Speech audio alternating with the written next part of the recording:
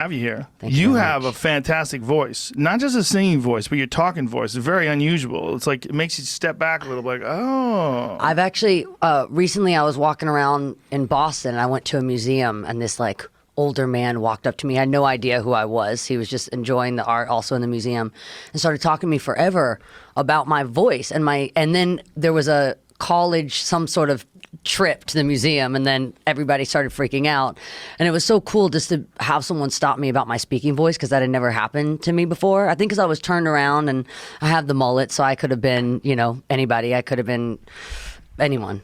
It's a heavy Tennessee. Voice. It's a heavy voice. You didn't always have a heavy voice, though. Like when my kids love Hannah Montana, by the way. Yeah. So when I would watch, your voice was different. It's definitely changed. I kind of learned a lot about the voice and how our experiences affect our voice. I had a surgery in November on my voice. I had something called Reiki's edema, which when my doctor told me about it, he said, no one shy ever has this. This is for abuse of the voice. This is for people that talk way too fucking much. And usually this happens when you're like in your 60s or 70s. How do I not have that? I don't know. I don't know. Mine, I think, honestly, really, I started touring, you know, at probably 12 or 13. And not only was the adrenaline that you have after a show, it's not really the singing that affects your voice as much. It's afterwards. You're totally on, and then it's really hard to get that sleep. You stay up talking all night. Later, the talking all night turned into smoking all night, and now this is kind of where we're at. We got some dirt on her. You know, the voice can be like a face. It collects wrinkles and it tells a story. If you look at yourself and you go, oh, I didn't have this until this trip. You know, I sat out in the sun or I partied too much or whatever. Your voice does the same thing. It collects dirt. It's very distinctive. Yeah. Yes, it gives me away. I mean, I'm pretty much one of the only chicks in LA with a mullet, so that gives me away also. Well, you're not in the right neighborhood. There's plenty of. I know I gotta dry out to the desert, I guess. Yeah, that's right. Yeah. Go out to Joshua Tree. Yeah, exactly. Find the chicks that are tripping. Exactly. Yeah, with handmade tattoos. I have a couple of those too. But there's something very distinctive about a voice you earned. You know. It's true. It's kind of like, you know, when you see somebody and I think especially being like a female in the industry, I think growing up and changing and like kind of that there is such a kind of stigma with aging. It's a very kind of scary thing as a female in the industry. And I thought about it a lot and thought about my voice. I actually had someone, when I was doing an interview a couple months ago, said, you know, she sounds like she stayed up all night smoking too many darts. And I said, well, I fucking have. And that's just the truth. And if, you know, that was anyone else, you know, it's kind of like you're weathered or you're aged or you've been through it. And, you know, we'll talk about it as we go, but there over the last year, I noticed a really big change in my voice, kind of a heaviness to it. And I experienced some heavy things. And so I feel like it is a reflection. It is kind of a scar in a sense.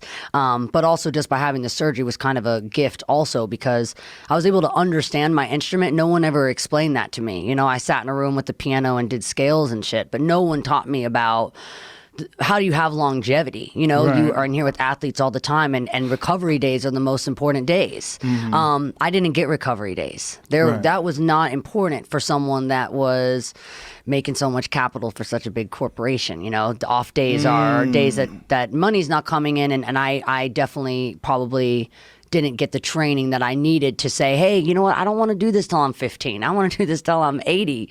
And that wasn't always considered. Definitely not complaining. It gave me an amazing launch pad for everything I'm doing now, but I hear it. But it had to be really odd to be working that much and be a young girl. The balance it trained me to have is something that I don't think you are going to get taught any other way besides jumping in the deep end of the pool and hoping you know how to swim. That's the only way. There was no way I could have prepared for the amount of balance I would have to learn to kind of teeter, because, you know, at one point, again, it went from, it was school, then it went from, you know, how much weed can I actually smoke and still play a teenage superstar on the Disney Channel? and then like What's the answer to that question? More than you would fucking think. I remember one time when, and I don't smoke anymore, and I'm sober. How long you been sober but for? I've been sober since pretty much the vocal surgery kind of did it for me, because I just learned so much about the effects, which again, you're just not taught. It's not really the drinking, it's staying up all night. You know, once you have your drink, you end up smoking. And I've become the face of a lot of things kind of against my will, I guess, from my opinions. When you're someone in my position, your opinion becomes your identity. And it also becomes kind of almost like you kind of become this like preacher. You become this, you know, they don't really let you just always have your own opinion. So I've decided to start telling people I live my own lifestyle. Alcohol was never my problem. There was other things that I end up, you know, I like to go up. So I now just avoid really drinking because I like to wake up at 110%. But it's never really been my problem. And I could see myself having a drink of celebration in the future. But I get so fucking hungover now that I'm like, why would I celebrate with like just feeling like a volcano's erupted in my brain, you know? So it's really just a personal preference, but it's definitely not anything that I promote in. I think it's a lifestyle I think everyone should experiment. It's a good time and you learn a lot of things about yourself and the people around you. But now I'm watching, I have younger siblings and they're going through that. And I don't know how my mom did it with me because it's scary. Yeah, I think if we're going to acknowledge the fact that all these things exist, cocaine exists, pills exist, marijuana exists, we should teach people how to do it right. Yeah.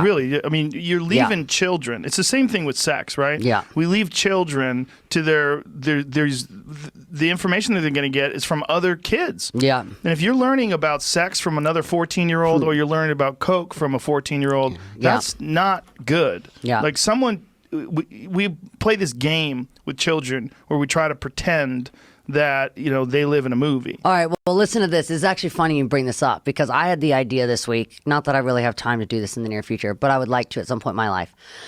I want to do my own children's book series of realistic children's stories because I don't like the idea that we teach them that this is sunshine world and everyone walks on a rainbow and everyone's equal, and you need to say like that's not, what are you going to do about it? That's not true. What are you going to do about it?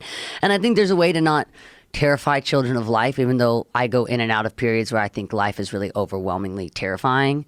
And that's coming from my position. And my position, I tell myself all the time, if you're not enjoying this life, honey, you got it coming in the next one. Because I better fucking love this life. It's the best one. I couldn't imagine being in a different body and having a different experience. It's an awesome life if you do it the right way. It's an awesome life. And I didn't hurt myself beyond repair in my experiences. I survived. And I don't even mean heart still beating survival. I mean, I have a lot of people that love me around. I didn't kick all the people that had my best interest at heart out. That's where you die. Is you kick everyone that says, "Hey, are you okay?" You know, out. No, of course I'm okay. You don't trust me, get the fuck out. Right. And so now that I have people that I've had in my life, I feel that I have people in my life that I've known for 15, 20 years, and not many people in my position get to say that. My parents are awesome. My dad's loopy as hell, but I love him so much.